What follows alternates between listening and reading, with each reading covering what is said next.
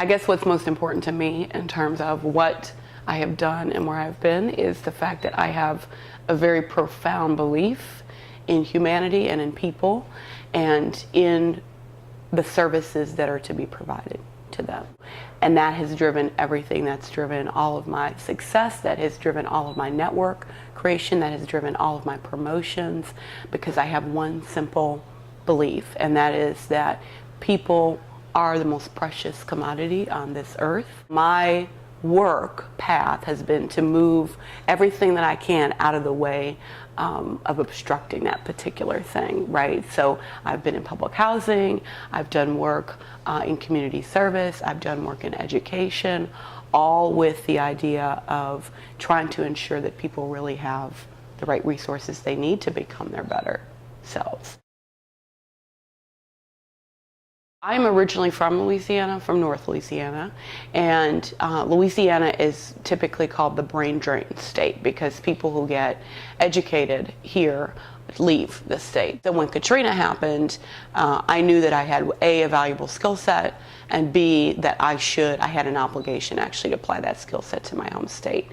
So I did a bunch of research to find out who it was that I could work for here to make a big difference quickly and make sure that it was truly largely impactful, and had run across Paul Vallis, who was the superintendent in Chicago of schools, superintendent of schools in Philly, and actually had run for governor in Chicago, and had made my way to him eventually, sent a bunch of resumes. He didn't pay attention.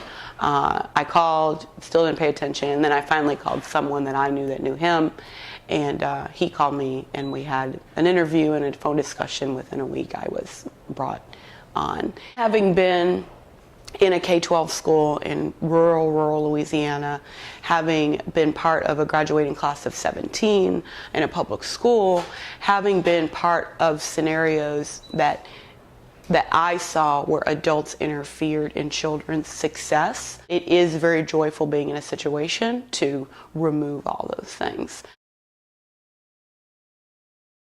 I think the biggest reason that people don't do these things is from fear, and I think that's completely acceptable and understandable.